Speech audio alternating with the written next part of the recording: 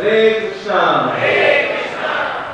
तो इस्कॉन वृंदावन की ओर से आयोजित हो रहा है ये 4 दिवसीय कथा में आप सबका स्वागत है। और ये है वृंदावन धाम जो कि सब धामों में श्रेष्ठ है और उसके ये मास जो है ये सर्वश्रेष्ठ कार्तिक मास है। तो इसलिए जैसे शास्त्रों में कहा गया है कि साधु संग सर्व शास्त्र गौर लवे मात्र साधु संग सर्व सिद्धि भय। तो प्रभुपाद जी बोलते थे कि ये साधु संग का अर्थ क्या है। तो वास्तविक साधु संग का अर्थ है कि साधुओं से श्रवण करना। और प्रभुपाद जी भी ये बोलते थे कि केवल धाम में जाकर तीर्थ यात्रा करना या किसी जल में स्नान करना तो वास्तविक तीर्थ नहीं है, जब तक कि हम किसी साधुओं के मुख से भगवान श्री कृष्ण का कथा श्रवण न करें। तो ये कार्तिक मास में हमारा ये अवसर है, बहुत ही सुनहरा अवसर है कि हम एक परमहंस साधु शुद्ध वैष्णव के मुख से हम ये कथा सुनने जा रहे हैं। तो जैसे कि हमारा विषय है बृहद भागवतामृत और महाराज जी का जो परिचय है वो भी बहुत बृहद है, लेकिन संक्षेप में मैं बताऊंगा। आप अधिकांश तो महाराज जी को जानते होंगे। टाइम कम है, लेकिन महाराज जी अभी हमें एक कथा सुनाएंगे तो हम अनुरोध करेंगे महाराज से एक बार हरे कृष्ण महामंत्र करके हमसे इनको स्वागत करें और निवेदन करेंगे हमें कथा सुनाने के लिए। हरे कृष्णा कृष्णा कृष्णा हरे हरे, हरे राम राम राम हरे हरे। एक बात मैं बताऊंगा कि महाराज जी जब उड़ीसा से पहली बार आए थे तो इसी मंदिर में आए थे 1981 में। और पहली बार उन्होंने राधा श्याम सुंदर जी को दर्शन करते ही जो महाराज जी कहते हैं कि राधा श्याम सुंदर जी ने उनका हृदय को चोरी कर लिया। और तब से उन्होंने वही निर्णय लिया कि मैं पूरा जीवन राधा श्याम सुंदर जी का सेवा में अर्पण करूंगा। तो आप लोग अपना मोबाइल साइलेंट मोड में रख दीजिए ताकि श्रवण में बाधा न हो। तो हम अनुरोध करेंगे महाराज जी की कथा आरंभ करेंगे और कथा के अंत में सबके लिए प्रसाद है तो सब प्रसाद देते हैं। हरे कृष्णा।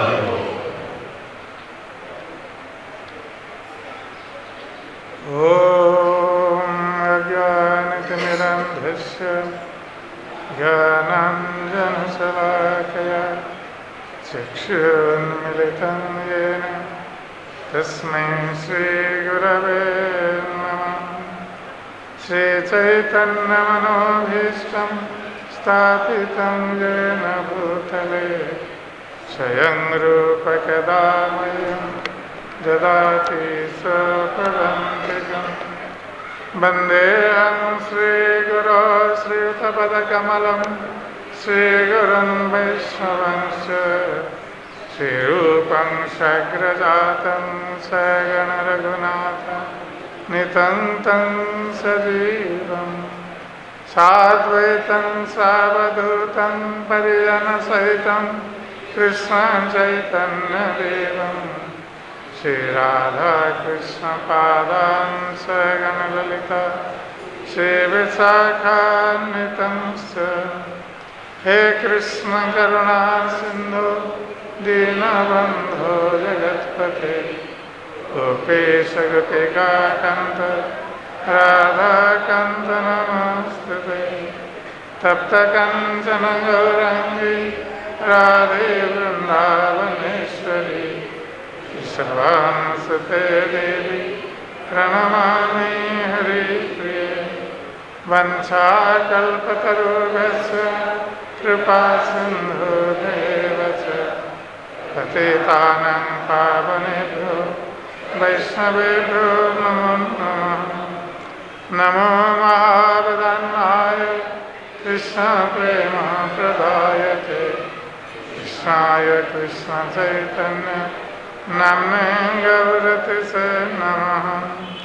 जय श्री कृष्ण चैतन्य प्रभु नित्यानंद श्री अद्वैत गदाधर श्रीवासादि गौरभक्तवृंद। हरे कृष्ण हरे कृष्णा कृष्णा कृष्णा हरे हरे हरे राम राम राम हरे हरे हरे कृष्णा कृष्णा कृष्णा हरे हरे हरे राम राम राम हरे हरे हरे कृष्णा कृष्णा कृष्णा हरे हरे हरे राम राम राम हरे हरे।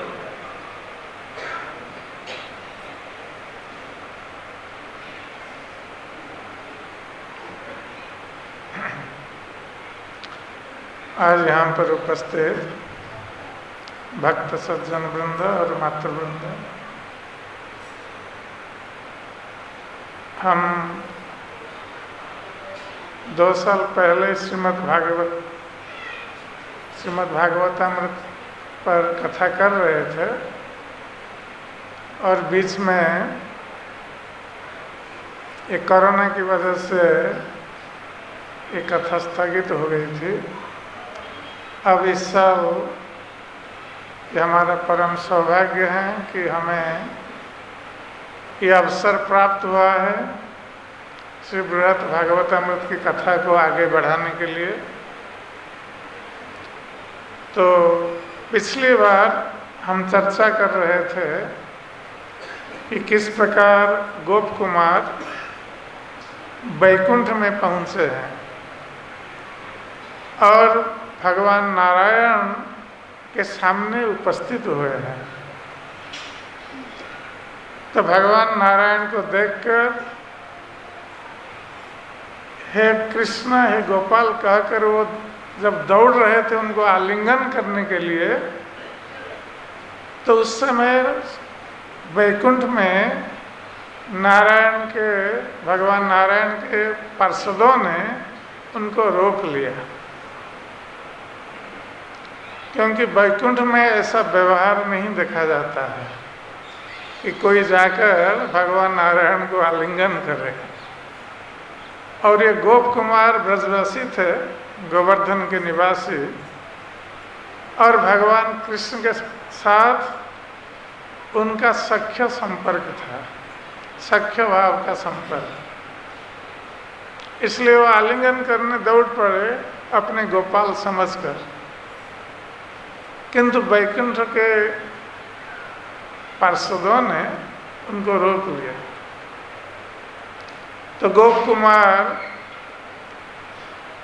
उनके रोके जाने पर प्रेम पूरित हृदय से और रोते बिलखते वो वहीं पर अचेतन हो गए। तो भगवान श्री नारायण के सेवकों ने उनको पकड़ करके रखा और कुछ समय पश्चात उनकी चेतना लौट आई। तो भगवान नारायण ये दृश्य देख रहे थे, उनके सामने ये सब घटित हो रहा था और वो अवगत थे गोप कुमार के भावों से, क्योंकि भगवान सर्वज्ञ होते हैं। तो गोप कुमार किस भाव से उनके प्रति समर्पित हैं वो इस बात को जानते थे। इसलिए भगवान नारायण ने गोप कुमार को आश्वस्त किया। तो भगवान नारायण कह रहे हैं गोप कुमार से, तावत दयालु प्रवरेण तेन स्नेहेन गंभीर मृदुस्वरेण। तो भगवान श्री नारायण ये दयालु प्रवर है। प्रवर अर्थात श्रेष्ठ। ये दयालु व्यक्तियों में सर्वश्रेष्ठ माने जाते हैं। भगवान नारायण परम दयालु है। तो भगवान नारायण ने स्नेह पूर्वक अर्थात गोप कुमार के प्रति अपना स्नेह प्रदर्शित करते हुए मृदु और गंभीर स्वर में भगवान नारायण बोलने लगे गोप कुमार से। तो उन्होंने कहा कि स्वस्तो भगवान आगच्छ, कि हे गोप कुमार, अब तुम स्वस्थ हो या धैर्य धारण करो और मेरे पास आओ, आगच्छ। जवेन अवश्य ही आदि उच्चमानम श्रुतवान वचोहम।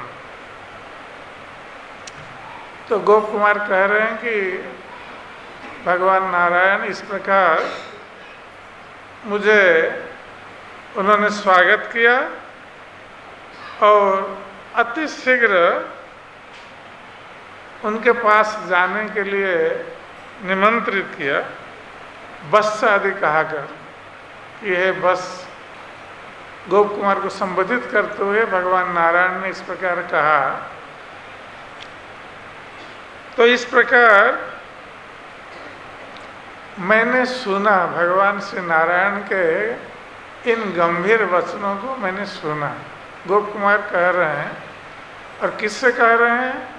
ये मथुरा के ब्राह्मण से। यहाँ ब्रजभूमि में अपने अनुभवों को बता रहे हैं कि वो जब वैकुंठ गए थे उस समय क्या घटना घटित हुई थी। तो ये ब्रजभूमि में मथुरा के ब्राह्मण को बता रहे हैं जो उनके शिष्य हैं, और शिष्य को उपदेश देते समय गुरु कभी कभी अपने अनुभवों को भी बताते हैं। तो गोप कुमार अपने अनुभवों को बता रहे हैं। तो इस प्रकार कह रहे हैं कि भगवान नारायण ने इस प्रकार कहते हुए हमने सुना।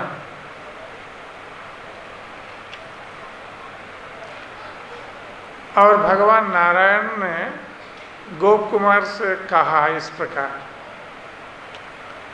स्वागतं स्वागतं वत्स दिष्टा दिष्टा भवान मया। तो भगवान नारायण गोप कुमार से कह रहे हैं कि स्वागतम, हे वत्स, तुम्हारा इस वैकुंठ में स्वागत है। ऐसे गोप कुमार जो वैकुंठ गए थे तो वैकुंठवासी दूतों ने उनको वैकुंठ के विमान में यहाँ ब्रजभूमि से वैकुंठ उन लोगों ने लिया था और वैकुंठ के द्वारपाल प्रति द्वार पर उपस्थित थे, किंतु जो वैकुंठवासी इनको लेकर गए थे पहले उनको द्वार के बाहर रोकने के लिए कहा था, फिर भगवान नारायण से अनुमति लेकर पुनः गोप कुमार को भीतर लेके गए थे नारायण के पास। अब भगवान नारायण गोप कुमार को अपना स्वागत, उसको वैकुंठ में स्वागत कर रहे हैं स्वयं। तो स्वागतम स्वागतम वत्स दिष्टा दिष्टा भवान मया संगत। लाइट हो गया। तो भगवान नारायण कह रहे हैं कि हे वत्स, तुम्हारा या मेरा तुमसे ये मिलन वैकुंठ में, ये मेरे बहुत बड़े भाग्य से संभव हुआ है, या मैं बहुत सौभाग्यशाली हूँ कि तुम्हारे साथ आज मेरा मिलन हुआ है, हमारी भेंट हुई है।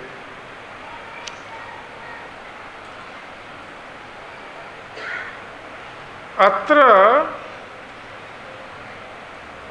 सत इच्छायं चिर उत्कंठितेन, और मैं बहुत समय से, चिरकाल से अर्थात बहुत समय से मैं उत्कंठित था ये तुम्हारा दर्शन करने के लिए। भगवान कह रहे हैं गोप कुमार, इसका अर्थ है कि भगवान अपने भक्त का दर्शन करने के लिए कितने उत्कंठित रहते हैं, ये इसका प्रमाण है कि गोप कुमार से भेंट के लिए भगवान नारायण कह रहे हैं कि मैं बहुत दिन से उत्कंठित था कि तुम्हारे साथ हमारी भेंट कब होगी। तो यही बात जीवों के साथ भी होती है कि जीव जो भगवान के अंश हैं और भगवान से अलग हो गए हैं, इसलिए अलग हो गए हैं कि भोग की स्वतंत्र कामना को लेकर ये बद्ध जीव भगवान से स्वतंत्र होकर भोग करना चाहता है, इसलिए वो भगवान से अलग होकर इस भौतिक जगत में आया है। किंतु भगवान एक परम श्रद्धालु और हितकांक्षी बंधु होने के कारण, पिता होने के कारण वो जानते हैं कि ये भौतिक संसार क्या है, क्योंकि भगवान ने भौतिक संसार की सृष्टि की है और इसको इस प्रकार बनाया है कि दुखालयं अशाश्वत, ये दुख का घर है और अनित्य संसार है। यहाँ कोई भी प्राणी यहाँ सुखी नहीं हो सकता, यहाँ सभी को दुख भोग करना ही पड़ेगा। चाहे हम भगवान से कोई कितना भी अलग रहें, हम सुखी नहीं हो सकते। वस्तुतः भगवान से अलग रहकर कोई प्राणी सुखी नहीं हो सकता। इसलिए भगवान जानते हैं कि प्राणी यहाँ भौतिक संसार में दुखी हैं, इसलिए भगवान चाहते हैं कि ये लोग उनकी ओर मुड़े, उनकी ओर देखें, उनके पास आए। तो गोप कुमार को भगवान कह रहे हैं कि मैं बहुत प्रसन्न हूँ और अनेक समय से तुम्हें देखने के लिए उत्कंठित था।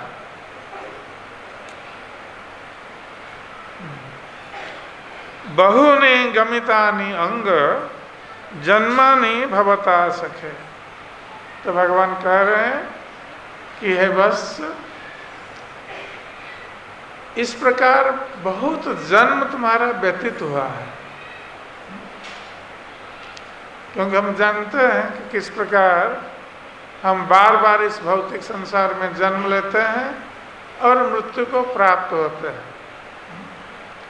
जातस्य ही ध्रुवं मृत्यु ध्रुवं जन्म मृतस्य च। जिसका इस संसार में जन्म हुआ है उसकी मृत्यु सुनिश्चित, और जिसकी मृत्यु हुई है उसका जन्म भी सुनिश्चित। इसलिए हर प्राणी कई बार जन्म लेता है इस भौतिक संसार में, और हर बार वो दुख भोग करता है। वो सुखी बनने के लिए प्रयास तो करता है, किंतु सुखी नहीं हो पाता है, वो दुखी हो करता है। तो भगवान नारायण गोप कुमार से कह रहे हैं, बहुनि गमितानि अंग जन्मनि भवता सखे कथंचित अपि मया अभिमुख्यं किंचित अकारिण।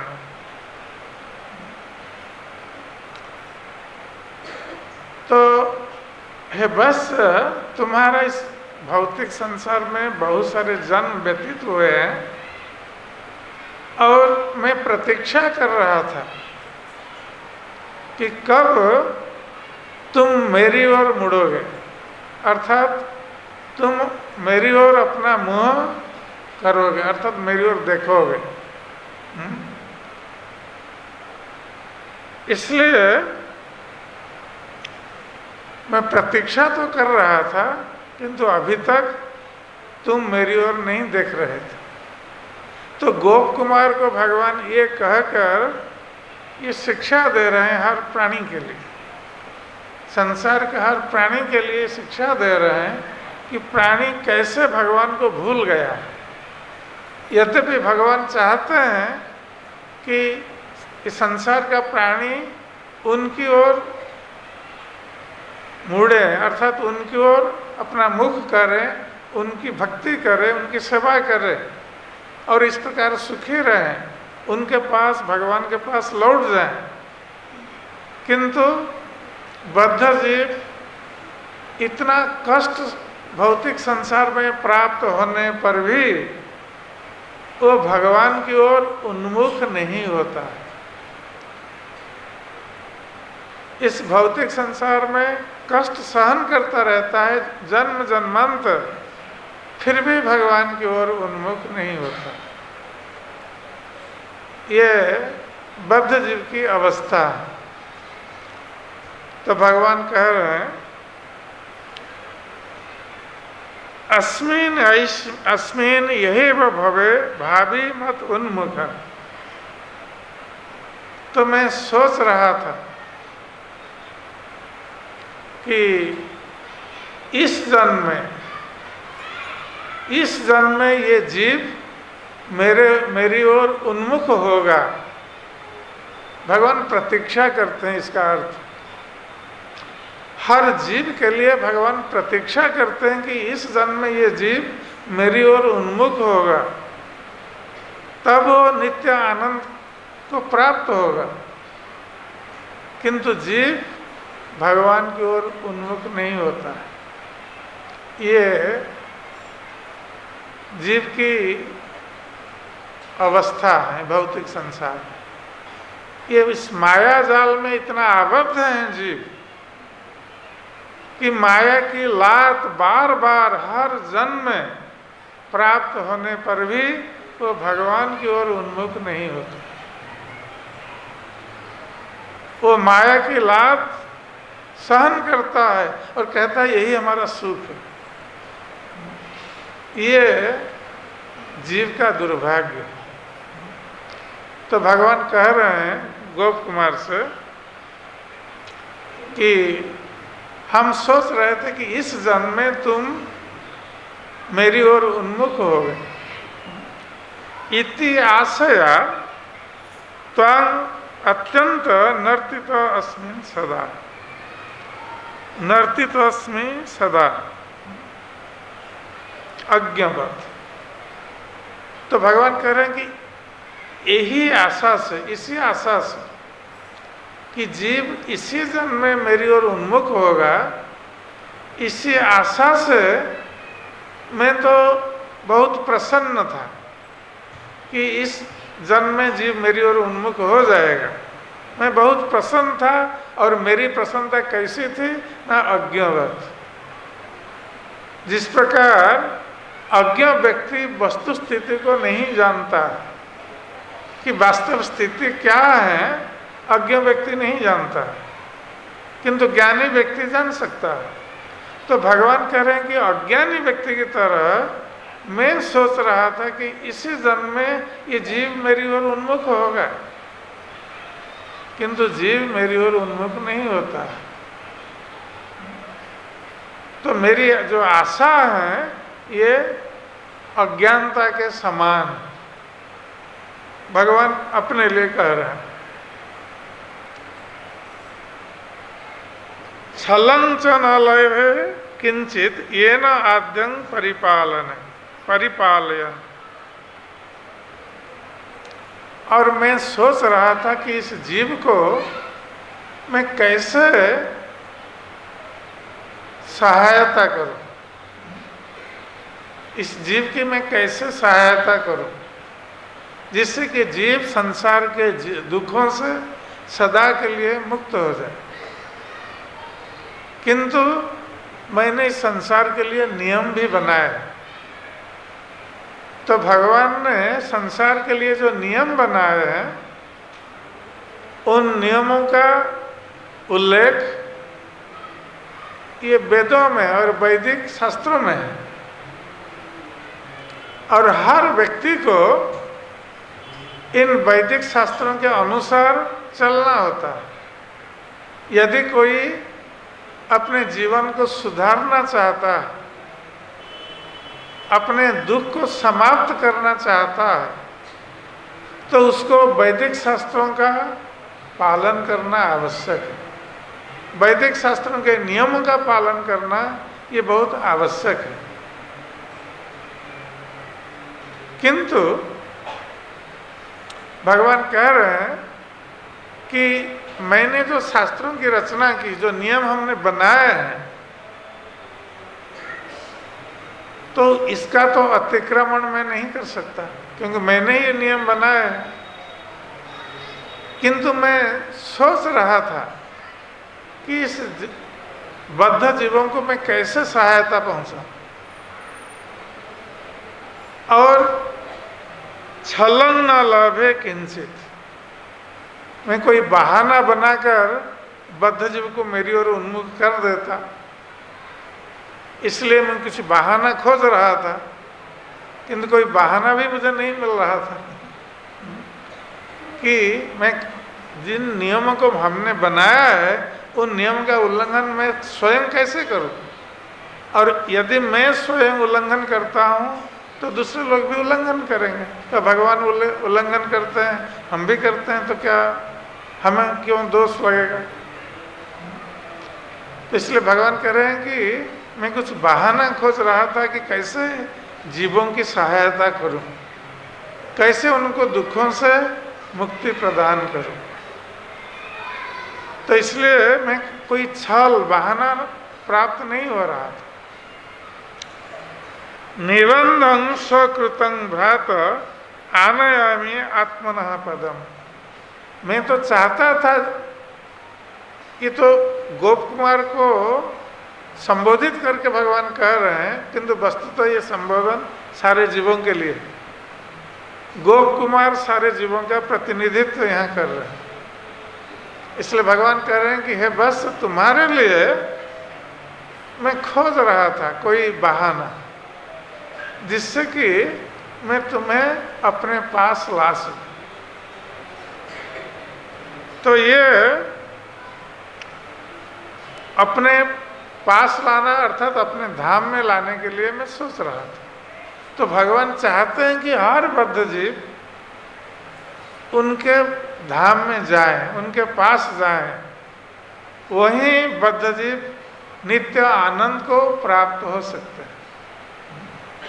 इस भौतिक संसार में चाहे हम लाख प्रयत्न करें, कोई आनंद को प्राप्त नहीं हो सकता। ये भौतिक संसार का नियम है। और जीवों को इस भौतिक संसार में संशोधन करने के लिए और भगवत उन्मुखी करने के लिए भगवान ने वेद शास्त्रों की रचना की, नियम प्रणयन किए हैं। तो वेद शास्त्रों के नियमों के आधार पर या किसी वैष्णव की कृपा से व्यक्ति भगवत उन्मुख हो सकता है। तो ये साधारण नियम है कि वैदिक शास्त्रों के नियमों के आधार पर कोई चलता है तो भगवत उन्मुखी हो सकता है। अथवा कोई वैष्णव किसी पर कृपा करता है, किसी बद्ध जीव पर जो दुखी है उस पर कृपा करते हैं, तो वो भी भगवत उन्मुखी हो सकता है।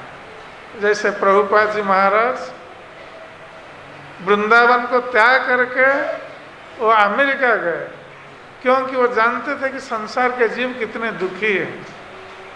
भगवत विमुख होकर ये बद्ध जीव कितने दुखी हैं।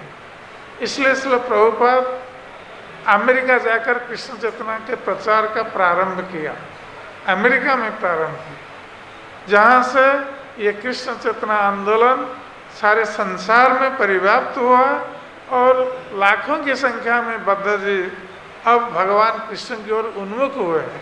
ये वैष्णव की कृपा है, परम वैष्णव प्रभुपाद की कृपा है।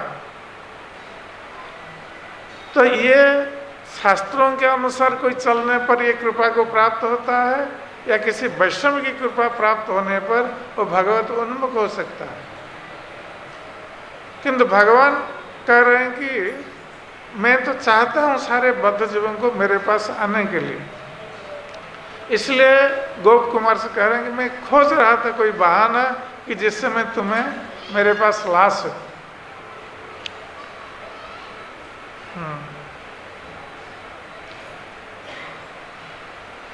निबंधं सकृतं भ्राता आनयामि आत्मनः पदम तत्ते मयि अकृपं वीक्ष्य व्यग्र अनुग्रह कातर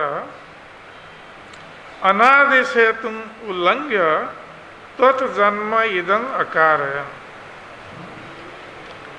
तो भगवान कह रहे हैं, तो हमने देखा कि तुम्हारी मेरी पर कृपा नहीं है। ये गोप कुमार से कह रहे हैं भगवान नारायण कि हमने देखा कि तुम्हारी मेरी पर कृपा नहीं है। मैं तो तुम्हें चाह रहा था कई जन्मों से कि कब ये मेरे पास आएगा, किंतु जब तुम नहीं आ रहे थे, अर्थात बद्ध जीव नहीं आ रहे थे भगवान के पास, तो भगवान कह रहे हैं कि तुम्हारी मेरी पर कृपा नहीं है और मैं तुम्हारी कृपा प्रार्थी हूँ, अर्थात तुम मुझ पर कृपा करके मेरे पास आओ। ये भगवान कह रहे हैं कि मेरे पास आना बद्ध जीवों का ये मेरे ऊपर कृपा है उनकी। वस्तुतः ये उल्टा है कि वस्तुतः भगवान के पास जाना है ये भगवान की कृपा हमारे ऊपर है, किंतु भगवान कितने व्याकुल हैं बद्ध जीवों को अपने पास प्राप्त होने के लिए। इसलिए जब भगवान कहते हैं भगवत गीता में पिताहं नस्य जगतो माता धाता पितामह, मैं समस्त जगत का माता धाता और पितामह।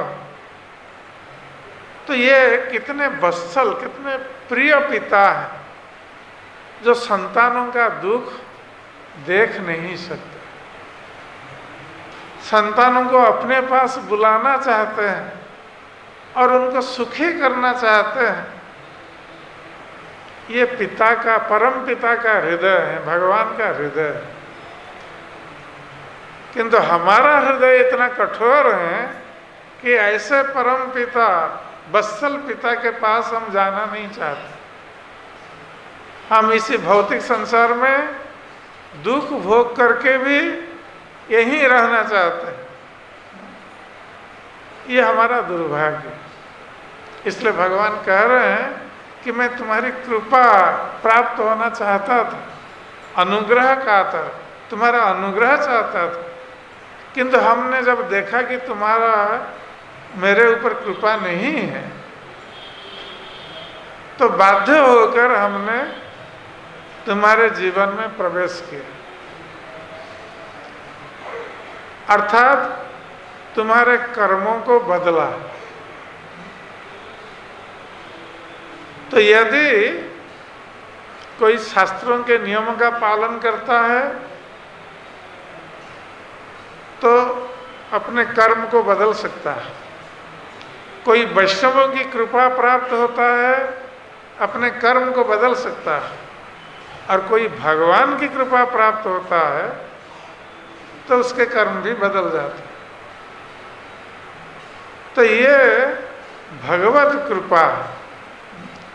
तो गोप कुमार कह रहे हैं, गोप कुमार से भगवान कह रहे हैं कि मैंने जब देखा कि तुम्हारा मुझ पर कृपा नहीं है तो हमने तुम्हारे जीवन में प्रवेश किया, अर्थात तुम्हारे कर्मों को बदल दिया। और उस कर्मों के बदलने पर क्या हुआ? अनादि से तुम उल्लंघ्य, तो हमने अपने नियमों का उल्लंघन करके, भगवान कह रहे हैं कि अपने नियमों का उल्लंघन करके तुम्हारे जीवन में हमने प्रवेश किया, जबकि भगवान किसके जीवन में प्रवेश नहीं करता है, किसी के कर्म में प्रवेश नहीं करते हैं। व्यक्ति को अपने कर्म का फल भोग करना पड़ता है, क्योंकि भगवान ने स्वतंत्रता दे रखी है। किंतु भगवान इतने कृपामय हैं और हम इतने अज्ञ हैं, बद्ध जीव। हम अपना लाभ क्या है इसको नहीं जानते। न ते विदु स्वार्थ गति ही विश्व दुराशया ये बहिरर्थ माने। कि हम लोग अपना वास्तविक स्वार्थ को नहीं जानते कि हमारा स्वार्थ क्या है। हम तो अपना स्वार्थ समझते हैं कि मैं और मेरा यह शरीर को सुख मिले और मेरा जो परिवार है उसको सुख मिले, यही हमारा स्वार्थ है। इसी को हम स्वार्थ मानते हैं। किंतु यह शरीर अस्थाई है और परिवार भी अस्थाई है। ये हमारा वास्तविक स्वार्थ नहीं हो सकता। इसलिए कहा है कि न ते विदु स्वार्थ गति ही विश्व। ये लोग ज्ञानी नहीं है, अज्ञानी है जो लोग अपने स्वार्थ भगवान विष्णु को नहीं जानते कि भगवान विष्णु ही हमारी गति है, हमारा लक्ष्य है। जब तक हम इस बात को नहीं जानते हैं हम अज्ञ हैं इस भौतिक संसार में। चाहे हमें कितना भी यूनिवर्सिटी से कोई डिग्री मिले फिर भी हम अज्ञ, हमारा कोई ज्ञान नहीं। वही विद्या है सा विद्या या विमुक्त है। वास्तविक विद्या, वास्तविक ज्ञान तो वही है जो हमें इस भौतिक बंधन से मुक्ति का मार्ग प्रदर्शन करता है। हम चाहे कितना भी पढ़े लिखे हों, यदि मुक्ति के मार्ग को नहीं जानते हैं तो हम अज्ञ हैं, कोई ज्ञान हमारा नहीं। तो भगवान कह रहे हैं अनादि से तुम उल्लंघ्य त्वत् जन्म इदं अकार है। इसलिए हमने तुम्हारे जीवन में प्रवेश किया और तुम्हें ये जो जन्म है इसको प्रदान किया, इस जन्म को तुम्हें प्रदान किया। अर्थात इस जन्म में तुम जहाँ पर जन्मे हो ये मेरी इच्छा से हुआ, भगवान ये कहना चाह रहे हैं। तो ये गोप कुमार का जन्म कहाँ पर हुआ? कह रहे हैं श्रीमद् गोवर्धनम, श्रीमद् गोवर्धने तस्मिन् निज प्रियतम आस्पदे। तो भगवान कह रहे हैं कि तुम्हें मैंने जन्म दिया है। कहाँ पर जन्म दिया? कि मेरे जो प्रिय स्थान है, भूमि है, अर्थात ब्रज भूमि, जो भगवान का अत्यंत प्रिय स्थान। तो ब्रज भूमि में जो गोवर्धन पर्वत है और वह स्थान गोवर्धन के नाम से जाना जाता है, तो उसी स्थान पर मैंने तुम्हें जन्म दिया है। अर्थात गोप कुमार का जन्म गोवर्धन में ही हुआ था। ये गोवर्धन वासी थे गोप कुमार। तो भगवान कह रहे हैं कि मैंने तुम्हें गोवर्धन में अपने धाम में, प्रिय धाम में जन्म दिया। स्वयं एव अभवं तात जयंताख्य सते गुरु। और भगवान कह रहे हैं कि है बस मैंने तुम्हें गोवर्धन में जन्म दिया और गोप कुमार के एक गुरु भी थे जिसकी चर्चा हम कर चुके हैं, जो उनको मंत्र आदि प्रदान किए थे, गुरु मंत्र, और भजन की विधि की शिक्षा दे रहे थे।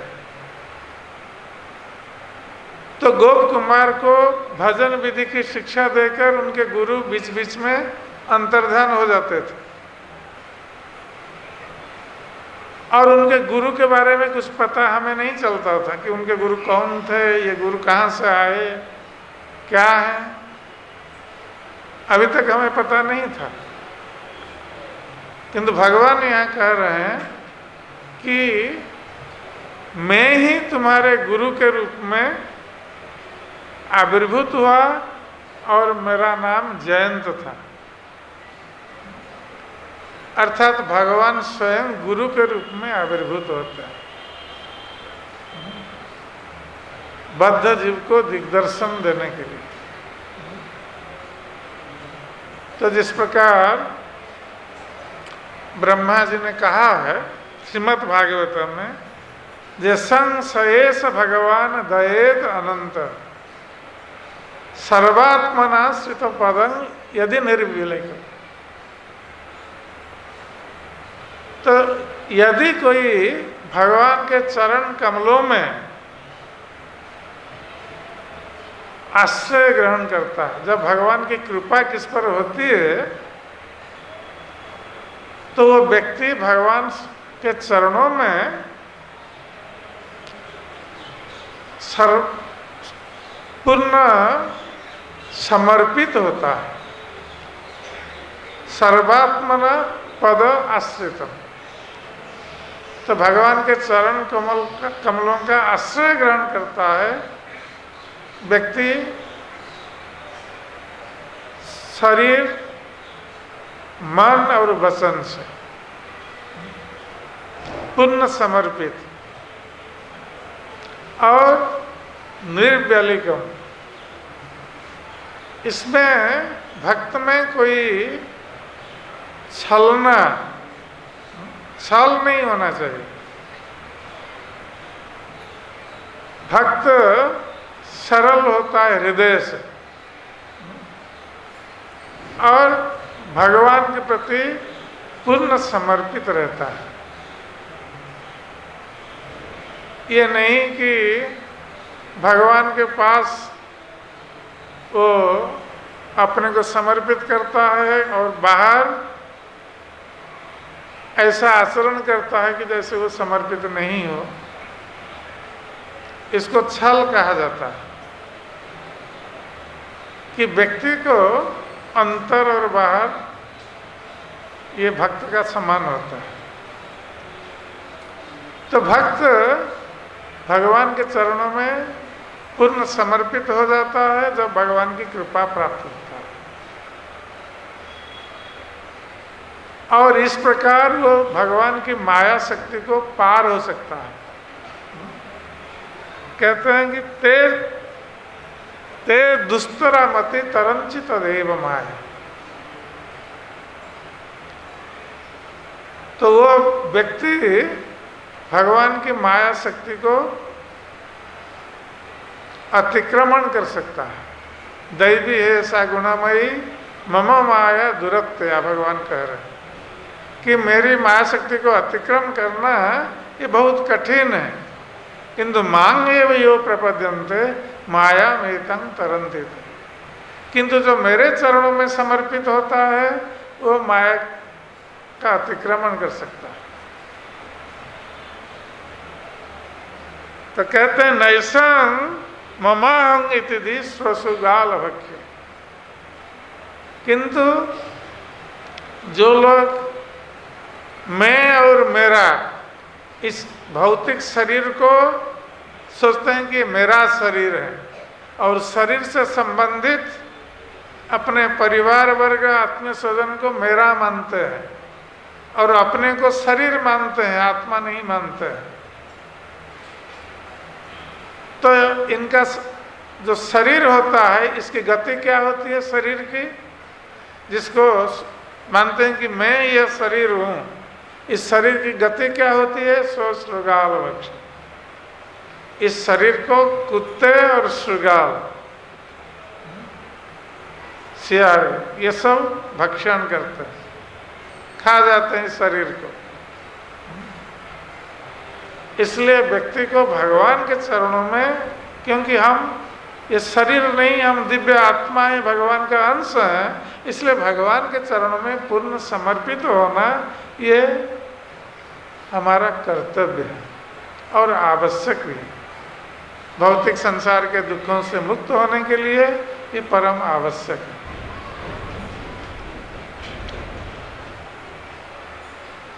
कामं दीर्घतमं मेद्य चिरातं समपूरयः स्वस्यमेपि सुखं कृष्णं अत्रैव निवसो स्थिरम्।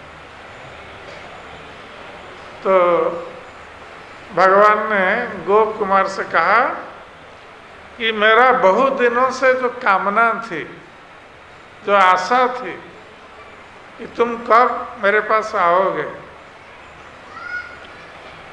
अब वो दीर्घतम कामना की पूर्ति हो गई है। अब तुम मेरे पास आए हो, अब तुम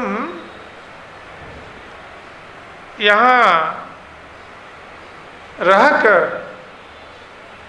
मुझे सुख प्रदान करो और स्वयं तुम सुख प्राप्त करो।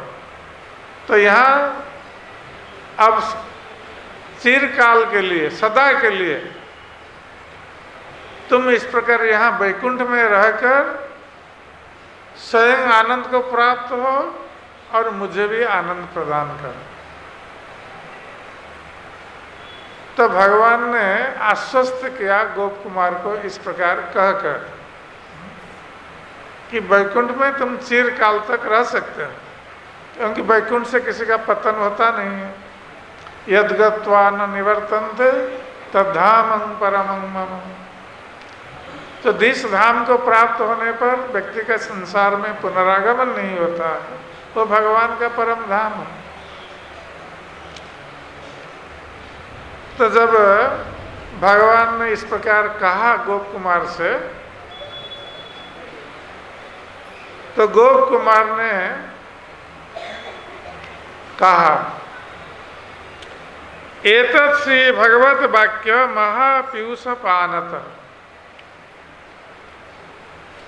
तो गोप कुमार कह रहे हैं कि भगवान ने जब इस प्रकार कहा तो भगवान का वाक्य जो है, वचन जो है, वो कैसा था? महापीयूष। पीयूष अर्थात अमृत। तो महाअमृत के समान था। तो जैसे अमृत पान करने से व्यक्ति को सुख प्राप्त होता है और वो दीर्घजीवी होता है, तो उसी प्रकार भगवान के वचन भी महाअमृत से भी बढ़कर था, इसलिए महापीयूष कह रहे हैं, महाअमृत के समान। तो इस प्रकार महाअमृत को पान करके पानतः मत्तोहम, मैं उन्मत्त हो गया। गोप कुमार कह रहे हैं मैं भगवत प्रेम में पागल जैसा हो गया। और ये पागल होना ये कोई अज्ञता का प्रतीक नहीं है। कभी कभी भौतिक संसार में भी लोग पागल होते हैं, उनको कोई ज्ञान नहीं रहता है क्या बोल रहे हैं, कहाँ जा रहे हैं, क्या कर रहे हैं। तो गोप कुमार इस प्रकार का पागल नहीं हुए हैं, वो प्रेम में पागल, भगवत प्रेम में पागल, अर्थात उनको पूर्ण ज्ञान था, वो क्या कर रहे हैं वो जानते थे। कृष्ण प्रेम में वो विह्वल हो गए थे। ये दिव्य भाव है, उन्मत्त भाव। तो मत्तो हम असकं स्तोत्रं कर्तुं ज्ञातुं च किंचन। जब भगवान के दिव्य अमृतमय वचन को सुनकर मैं अत्यंत उन्मत्त हो गया, तो उस अवस्था में मैं भगवान की स्तुति नहीं कर सका, क्योंकि मेरा कर्तव्य बनता था कि भगवान जब मुझे स्वागत कर रहे हैं वैकुंठ में और वहाँ नित्य रहने के लिए मुझे आदेश दे रहे हैं, तो मेरा कर्तव्य था कि मैं उनकी स्तुति करके उनको प्रसन्न करूं। किंतु मैं उनकी स्तुति नहीं कर सका, गोप कुमार कह रहे हैं, क्योंकि मैं प्रेम विह्वल हो गया था, इसलिए स्तुति करने में असमर्थ था। भगवान की वंदना करने में, उनके गुणगान करने में असमर्थ था। और चलो हम भगवान का गुणगान नहीं कर पाए, कुछ सेवा कर लेते। मैं कुछ सेवा भी नहीं कर पा रहा था भगवान, मैं इतना प्रेम विह्वल हो गया था। कभी कभी भक्त लोग जब प्रेम विह्वल हो जाते हैं वो भगवान की सेवा नहीं कर पाते हैं। तो गोप कुमार की स्थिति उस प्रकार हुई। तो कहते हैं इसलिए न स्तोत्रु न कर्तुम ज्ञातुं च किंचन, और मैं कुछ समझ भी नहीं पा रहा था कि क्या हो रहा है, मैं प्रेम में इतना विह्वल हो गया था। तो इस प्रकार जब गोप कुमार भगवान के सामने खड़े थे, और हम लोग जानते हैं कि जब ये आए थे गोप कुमार पहली बार पहले और भगवान को दूर से दर्शन किया था, तो हे कृष्ण हे गोपाल कहकर दौड़ने लगे थे भगवान को आलिंगन करने के लिए। तो भगवान नारायण समझ गए थे गोप कुमार के मनोभाव। तो अब गोप कुमार को प्रसन्न करने के लिए भगवान की इच्छा से वहां पर कई बंसी वादक उपस्थित हो गए, जो बंसी वादक बंसी बजाने वाले, और ये बंसी वादक सब गोप वेश में थे, गोपाल बालक थे। गोपाल बालक के रूप में वहाँ बंसी वादक सब उपस्थित हो गए। और ये गोप कुमार जो ब्रजवासी थे, गोप कुमार थे, ये अपनी बंसी लेकर गए थे वैकुंठ। तो इससे लगता है कि उनकी बंसी भी ये कोई भौतिक बंसी नहीं थी, क्योंकि गोप कुमार जब वैकुंठ गए उनका शरीर दिव्य हो गया था, जबकि वैकुंठवासी दूतगण चाहते थे कि गोप कुमार को वैकुंठवासी जैसा रूप प्रदान करने के लिए, किंतु गोप कुमार ने मना कर दिया था। और वैकुंठवासी जो सारूप्य मुक्ति को प्राप्त होते हैं वो कैसे दिखते हैं? चतुर्भुज वाले, भगवान विष्णु के समान, शंख चक्र गदा पद्म धारण किए हुए। तो वैकुंठवासी चाहते थे गोप कुमार को वही रूप देने के लिए, वैकुंठवासी जैसा रूप, चतुर्भुज रूप, किंतु गोप कुमार ने मना कर दिया, नहीं नहीं हमें वो रूप नहीं चाहिए, हम जिस रूप में है उसी रूप में हम रहेंगे। तो उनका जो रूप था, शरीर था, वो दिव्य बन गया था, और वो बंसी अपने हाथ में पास में रखे थे, इसलिए वो बंसी भी भौतिक संसार का था, किंतु वस्तुतः ये गोवर्धन की बंसी थी।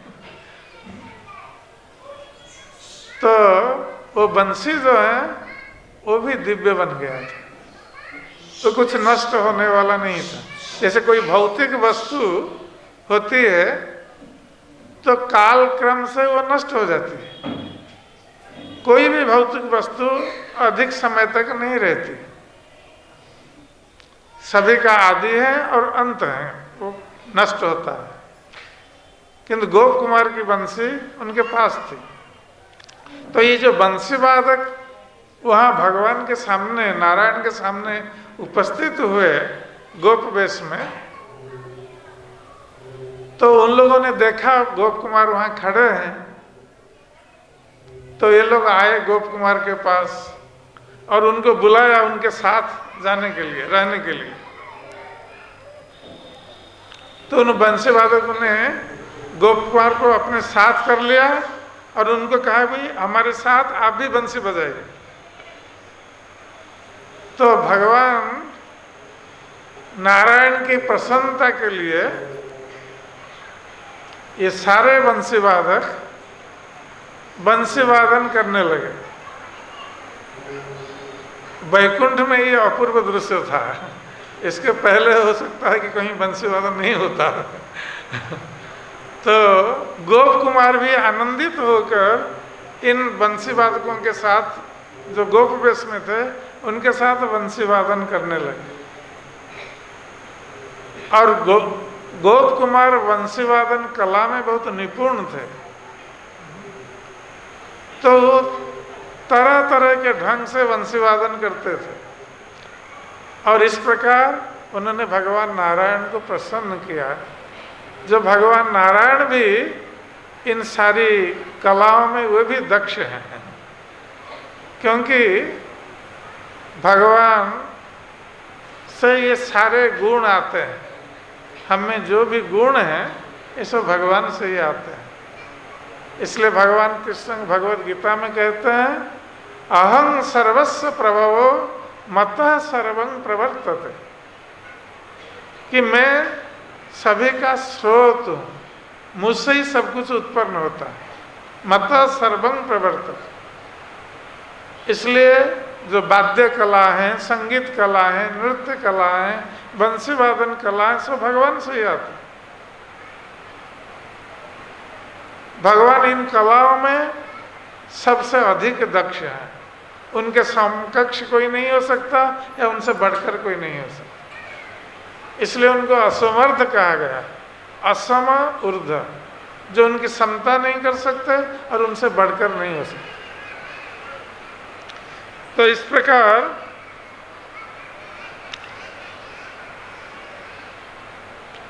एतां स्वंसी बहुधा निनादयन गोवर्धनाद्रि प्रभवं महाप्रियाम।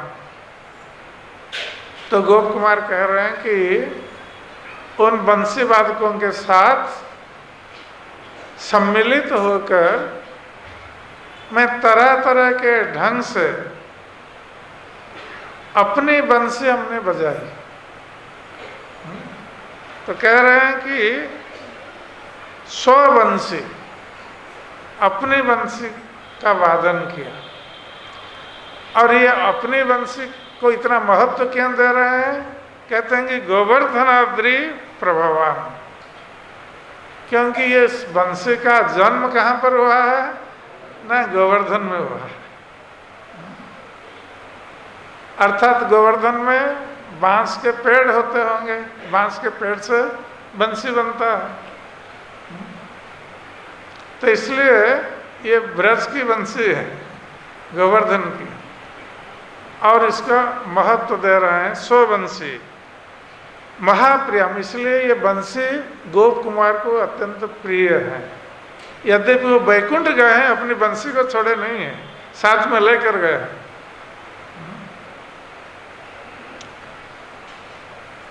श्री माधवं तं समतोषयं महा। और इस बंसी वादन से मैंने, गोप कुमार कह रहे हैं, भगवान श्री माधव को संतुष्ट किया। ये माधव शब्द का प्रयोग क्यों कर रहे हैं? माँ का अर्थ होता है लक्ष्मी देवी, और लक्ष्मी देवी के जो स्वामी हैं माधव, धव अर्थात स्वामी, माँ अर्थात लक्ष्मी। तो लक्ष्मी के स्वामी, लक्ष्मीपति भगवान नारायण को मैंने संतुष्ट किया। तो माधव शब्द का प्रयोग इसलिए करते हैं कि केवल उन्होंने लक्ष्मीपति को संतुष्ट नहीं किया, वहाँ लक्ष्मी देवी भी उपस्थित थी, महालक्ष्मी, उनको भी संतुष्ट किया बंसी वादन से। जब भगवान प्रसन्न हुए तो लक्ष्मी देवी भी प्रसन्न हुई। और वहाँ पर जितने उपस्थित पार्षदगण थे भगवान नारायण के, वे भी गोप कुमार के बंसी वादन से बहुत प्रसन्न हुए। वैदग्ध सिंधु सगणं कृपा निधि। तो भगवान नारायण जो वैदग्ध सिंधु है, ये चातुर्य में ये सागर के समान है भगवान नारायण। तो इनमें हर तरह की कलाएं होती है भगवान, और ये कृपा सागर है, कृपा निधि। ये दूसरों पर कृपा करने के लिए सागर के समान है। कोई सागर से जाकर जल मांगे तो सागर कभी मना नहीं करेगा, उसके बाद इतना जल है ले लो जितना लेना। तो उसी प्रकार भगवान के पास इतनी कृपा है, ये कृपा के सागर हैं, जिसको जितना चाहिए लीजिए कृपा। तो भगवान कृपा इस प्रकार वितरण करते हैं। केवल हमें कृपा की प्रार्थी होनी चाहिए और उसके लिए हमें योग्य होना चाहिए। तो यथा कालं ततः सर्वे निसंतो महाश्रय निसरंतो महाश्रय आज्ञया निगमी आज्ञया निगमी अनिच्छुं युक्त्यामं बहिरानय। तो इस प्रकार कुछ काल तक भगवान नारायण के सामने बंसी वादन होता रहा और भगवान बहुत संतुष्ट हुए। लक्ष्मी देवी भी संतुष्ट हुई और वहाँ जितने पार्षद गण थे वे भी संतुष्ट हुए। अब महालक्ष्मी वहाँ पर उपस्थित थी तो उन्होंने आज्ञा दी कि अब सब कुछ समाप्त हो, ये बंसी वादन समाप्त हो और आप लोग जाइए, क्योंकि अब भगवान नारायण के भोजन का समय हो गया था और भगवान को अन्य कार्य भी करना था। तो महालक्ष्मी उनकी पत्नी है और पत्नी को पति के कार्य की देखभाल करनी होती। तो भगवान अब भोजन करेंगे तो पत्नी को चिंता है, भगवान का समय हो गया, समय पर भगवान को खाना देना है। ये नहीं है कि संगीत चल रहा है और भगवान को खाने में देर हो गई। तो महालक्ष्मी इसका ध्यान रखती है, भगवान को किस प्रकार संतुष्ट किया जाए। तो भगवान के भोजन का समय हो गया तो महालक्ष्मी ने तुरंत आदेश दिया वहाँ पर जितने लोग उपस्थित थे कि सभी लोग आप जाइए। आप तो महालक्ष्मी का आदेश श्रवण करके बाकी लोग तो सब चले गए, जो बंसी वादक गण आए थे और दूसरे जो भगवान के सेवक थे, सेवा कर रहे थे भगवान की, सब चले गए। केवल महालक्ष्मी अकेली पास में रहती है भगवान की सेवा करने के लिए भोजन के समय। तो गोप कुमार वहाँ खड़े रहे, उनको जाने की इच्छा नहीं हो रही थी, किंतु महालक्ष्मी ने आदेश जब दे दिया है और सभी लोग चले गए हैं और गोप कुमार खड़े हैं, नहीं जा रहे हैं, तो भगवान के जो दूसरे सेवक गण थे उन लोगों ने गोप कुमार को किसी तरह मना करके वहाँ से उनको वो लोग बाहर ले गए। यद्यपि गोप कुमार नहीं चाह रहे थे भगवान का सानिध्य त्याग करके बाहर जाने के लिए। तो इस प्रकार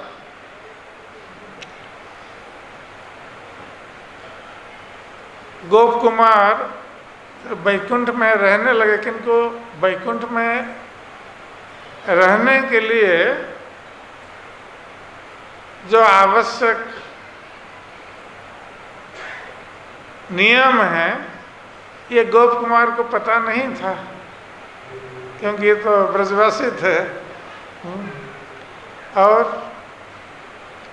ये कृष्ण को अपना साथी मानते थे, सखा मानते थे।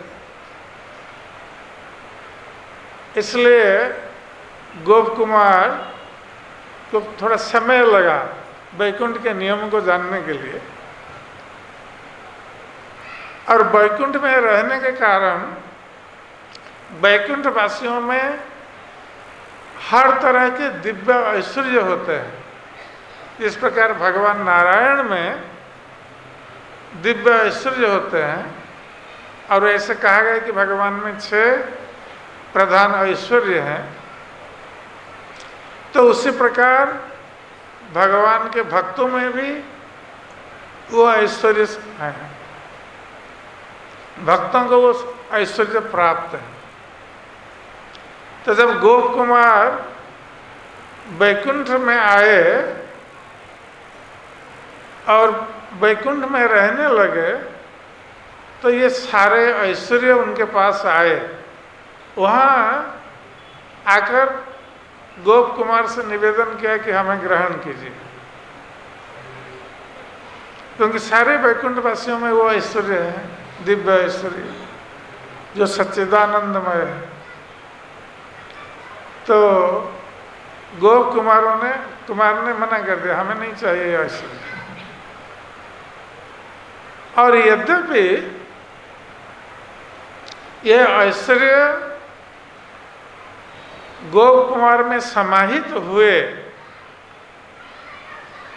किंतु गोप कुमार ने इन ऐश्वर्यों का कभी प्रदर्शन नहीं किया, क्योंकि वैकुंठ वासियों में सारे ऐश्वर्य होते हुए भी ये लोग अपने स्वार्थ के लिए इन ऐश्वर्यों का प्रदर्शन नहीं करते। ये ऐश्वर्यों का प्रदर्शन केवल भगवान की सेवा के लिए करते हैं। और कोई मर्तबासी व्यक्ति होगा और ऐसा ऐश्वर्य प्राप्त हो जाएगा तो अपने स्वार्थ के लिए उसका उपयोग करेगा और उसमें अहंकार वृद्धि प्राप्त हो जाएगा कि मुझे इतने सारे ऐश्वर्य प्राप्त है। कभी कभी योगी लोग भी कुछ भौतिक ऐश्वर्य प्राप्त होकर अहंकारी बन जाते हैं, किंतु वैकुंठ में वैकुंठवासीगण इन सारे ऐश्वर्यों को प्राप्त होकर भी उनमें अहंकार उत्पन्न नहीं होता, और न तो ये इन ऐश्वर्यों को अपने स्वार्थ के लिए प्रयोग करते हैं। और गोप कुमार, उन्होंने कभी इन ऐश्वर्यों का प्रदर्शन नहीं किया और सदा सर्वदा नम्र बने रहे। ये भक्त का स्वभाव होता है। जो भगवान का भक्त है, शुद्ध भक्त, ये सदा सर्वदा नम्र होता है, उसमें कभी अहंकार नहीं होता है। अहंकार भक्ति को नष्ट कर देता है।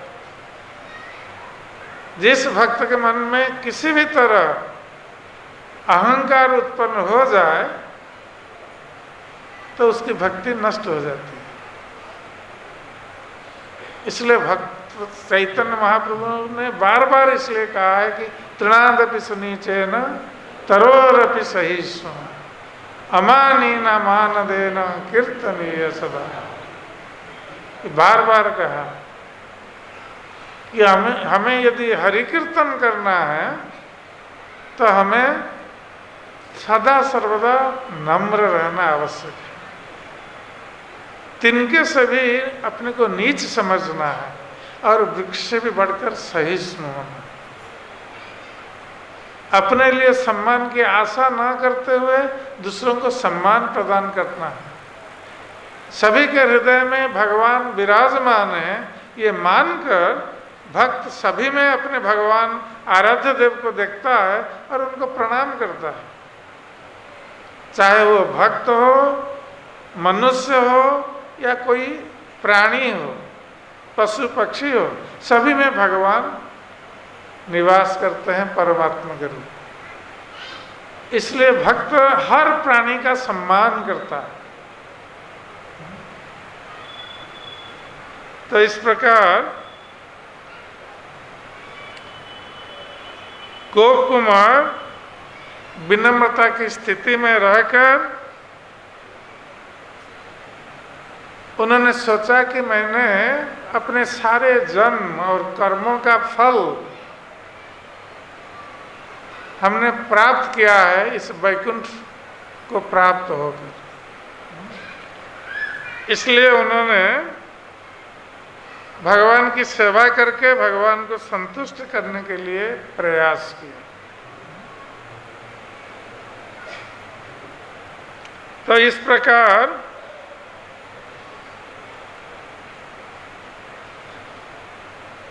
गोप कुमार को वैकुंठ में प्रारंभिक तालीम के पश्चात, क्योंकि पहले उनको पता नहीं था कैसे व्यवहार करना पड़ता है भगवान के साथ, जब गोप कुमार कुछ दिन रहे और अभ्यस्त हो गए तो उनको एक सेवा प्राप्त हुई, भगवान की सेवा। वो भगवान के पास रहकर चामर वेदन करने की सेवा।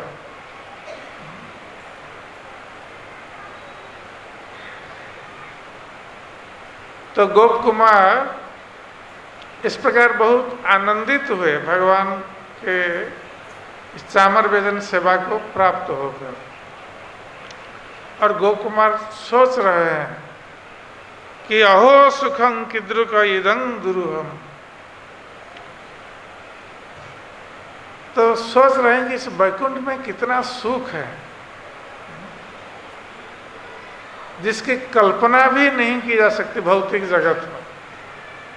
भौतिक जगत में हम वैकुंठ के सुख की कल्पना भी नहीं कर सकते।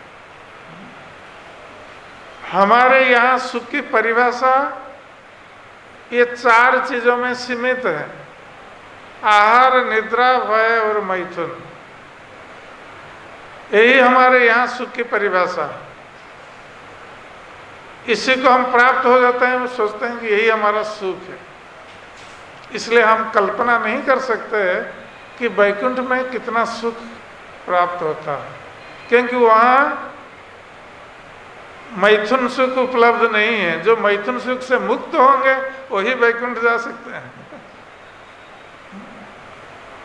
तो आहार, निद्रा, भय, मैथुन, इसको वहाँ हम प्राप्त नहीं होंगे। इसका अर्थ वैकुंठ बस कुछ खाते नहीं खाते हैं, किंतु उनको भूख नहीं लगती। यहाँ क्षुधा और तृष्णा नहीं है वैकुंठ में, किंतु जो चाहें प्राप्त हो सकते हैं।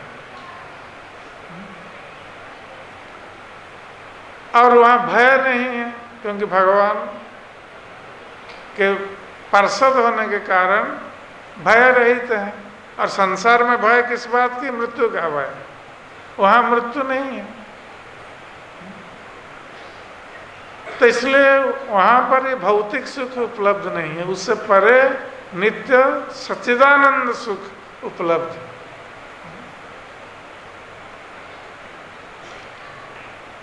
अहो पदम कीदृक इदं महिष्टम।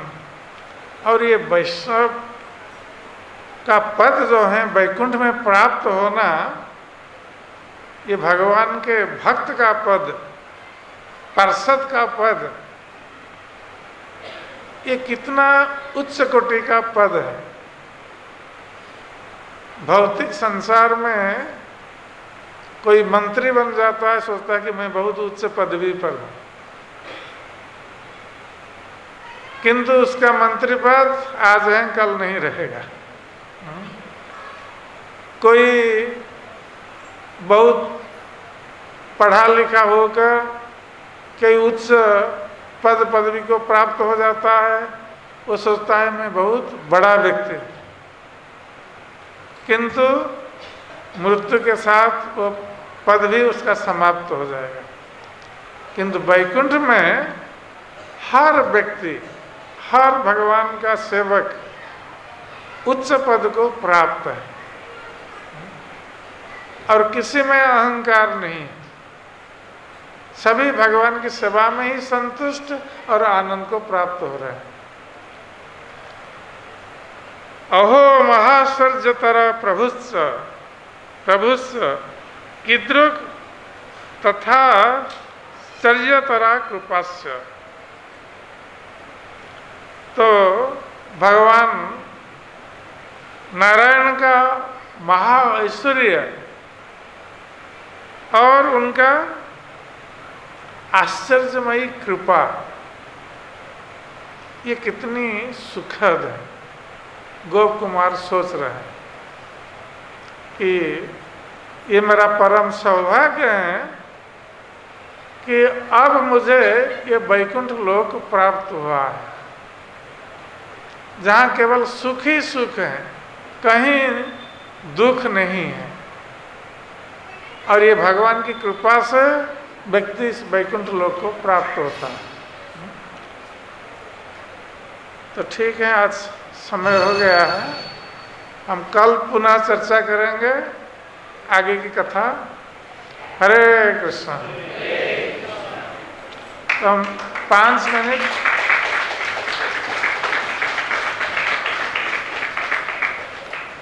मिनट भगवान का नाम संकीर्तन करें। आज का कार्यक्रम समाप्त होगा। आप लोग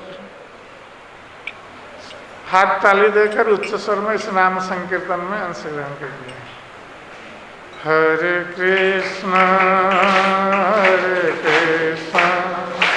कृष्ण कृष्ण हरे हरे, हरे राम राम राम राम हरे हरे।